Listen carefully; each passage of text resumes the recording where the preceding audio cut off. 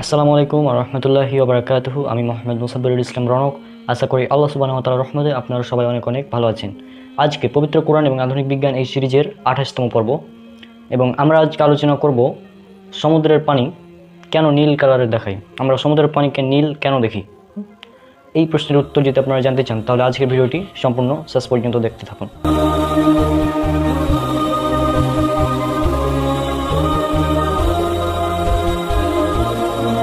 সূর্য থেকে যখন আলোক রশ্মি সমুদ্র পৃষ্ঠের উপর পড়ে তখন এর মাঝে একটি বাধা অতিক্রম করে আসে, আর এই বাধাটি হচ্ছে মেঘের বাধা। মেঘ অর্থাৎ সূর্য থেকে আলো প্রথমে মেঘে বাধাপ্রাপ্ত হয়, মেঘে বাধাপ্রাপ্ত হয়ে তারপরে তখন সমুদ্র পৃষ্ঠের উপর এসে পড়ে, আর এরপর সূর্যের আলো মোট 60টি কালারে বিভক্ত হয়ে যায়। মোট 60টি কালারে এই সূর্যের আলোটা বিভক্ত হয়ে যায়। আমরা জানি সূর্যের আলোতে মোট 60টি রং বিদ্যমান থাকে। যে কোনো সাদা আলোর মধ্যে 60টি রং মিশ্রিত থাকে, এবং এই 60টি রং হলো বেগুনি, নীল, আসমানি, সবুজ, হলুদ, কমলা এবং লাল। এই 60টি আলোতে বিভক্ত হয়ে যায় সূর্যের আলো যখন মেঘ অতিক্রম করে সমুদ্র পৃষ্ঠের উপর পড়ে। এরপর সমুদ্রের গভীরে যত প্রবেশ করে আলো, এক একটি স্তরে এক একটি আলো শোষিত হতে থাকে। যেমন সমুদ্র পৃষ্ঠ থেকে 10 মিটার গভীরে যদি যাই তাহলে সেখানে আর লাল আলো খুঁজে পাওয়া যায় না, অর্থাৎ লাল আলো সেখানে শোষিত হয়ে যায়। এবং এই কারণেই যখন 30 মিটার গভীরে কোনো ডুবুরির হাত থেকে হাত কেটে গিয়ে বা কোনো স্থান কেটে গিয়ে যখন রক্ত বের হয় তখন তারা সে রক্তকে আর লাল রঙে দেখতে পায় না, কারণ সেখানে লাল কালারটাই অবশিষ্ট থাকে না, লাল কালার সেখানে শোষিত হয়ে যায়। সমুদ্রপৃষ্ঠ থেকে 10 মিটার গভীরে গেলে লাল আলো আর থাকে না, সেখানে তখন মাত্র 6টি আলো অবশিষ্ট থাকে।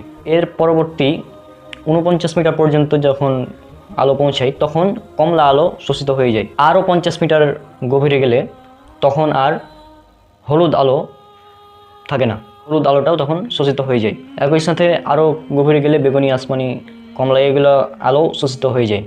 এবং এরপর 100 মিটার গভীরে গেলে, 100 মিটার যখন গভীরে যাই আরও, তখন সবুজ আলো শোষিত হয়ে যায়, এবং তখন বাকি থাকে মাত্র আর একটি আলো, সেটা হচ্ছে নীল। এবং এই নীল আলোটা শোষিত হয় 200 মিটার গভীরে গিয়ে, অর্থাৎ সর্বশেষ যে আলোটা শোষিত হয় সেটা হচ্ছে নীল। অর্থাৎ নীল আলো একদম শেষ পর্যন্ত অবশিষ্ট থাকে, এবং সমুদ্রপৃষ্ঠ থেকে 200 মিটার পর্যন্ত গভীরে যখন চলে যায় তখন এই নীল আলোটাও আর থাকে না, অর্থাৎ নীল আলোটাও তখন শোষিত হয়ে যায়। এবং এই সমুদ্রপৃষ্ঠ থেকে 200 মিটার নিচে একদম ঘুটঘুটে অন্ধকার, এতটাই অন্ধকার যে সেখানে মাছ পর্যন্ত দেখতে পায় না। এবং এটা এতটাই অন্ধকার যে আপনি যদি সেখানে গিয়ে নিজের হাত বের করেন আপনার নিজের হাতটাও দেখতে পাবেন না, এতটাই অন্ধকার। সুতরাং আমরা বুঝতে পারলাম যে সমুদ্রপৃষ্ঠ থেকে একদম নিচে যেতে যেতে সর্বশেষ যে আলোটা অবশিষ্ট থাকে সেটা হচ্ছে নীল। আর এই নীল আলো অবশিষ্ট থাকার কারণেই আমরা সমুদ্রের পানি নীল রং হিসেবে দেখতে পাই, এবং এটাই হচ্ছে কারণ যে সমুদ্রের পানি নীল।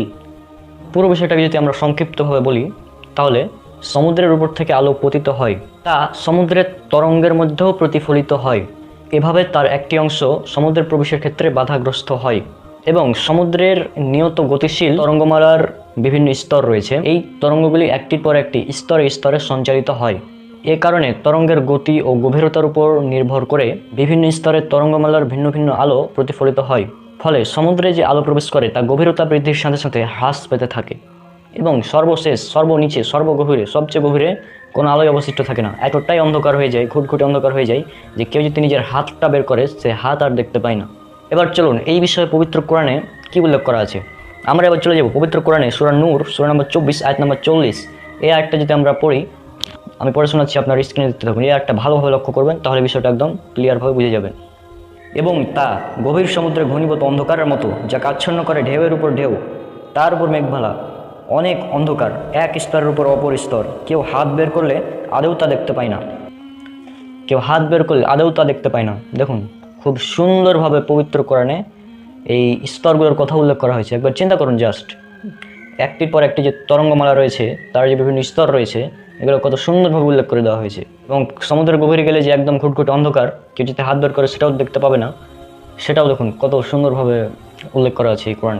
আপনারা একবার চিন্তা করুন, বিজ্ঞানীরা এই তথ্যটি আবিষ্কার করেছে আধুনিক প্রযুক্তি ব্যবহার করে, ডুবুরির মাধ্যমে ডুবুরি পানিতে গিয়ে তারও বিভিন্ন প্রযুক্তি ব্যবহার করে তারা এই তথ্যটি আবিষ্কার করেছে। কিন্তু পবিত্র কোরআনে আজ থেকে 1400 বছর আগে যখন এই সব প্রযুক্তির ছিটে ফোটাও ছিল না তখন এই তথ্য দিয়েছে। তাহলে চিন্তা করুন এই তথ্য কে দিতে পারে? এই তথ্য তিনি দিতে পারেন যিনি এর স্রষ্টা, অর্থাৎ আল্লাহ সুবহানাহু ওয়া তাআলা। তাহলে আশা করি আপনারা উত্তরটা পেয়ে গেছেন আজকে, যে সমুদ্রের পানি আমরা নীল কেন দেখতে পাই। কারণ সমুদ্রের পৃষ্ঠে যখন যত গভীরে আমরা প্রবেশ করব, একা কালো শোষিত হতে থাকে স্তরে স্তরে, তরঙ্গের উপর তরঙ্গ, ঢেউয়ের উপর ঢেউ, যেটা আপনারা কোরআনে দেখতে পেলেন, খুব স্পষ্টভাবে উল্লেখ করা আছে। এবং সমুদ্রের একদম গভীরে এতটাই অন্ধকার যে কেউ যদি নিজের হাত বের করে সে হাতটাও দেখতে পায় না। তো আজকে ভিডিও পর্যন্তই, ইনশাআল্লাহ দেখা হচ্ছে পরবর্তী কোনো ভিডিওতে। ততক্ষণ আল্লাহ সুবহানাহু ওয়া তাআলা সবাইকে শান্তিতে রাখুন। আসসালামু আলাইকুম ওয়া রাহমাতুল্লাহি ওয়া বারাকাতুহু।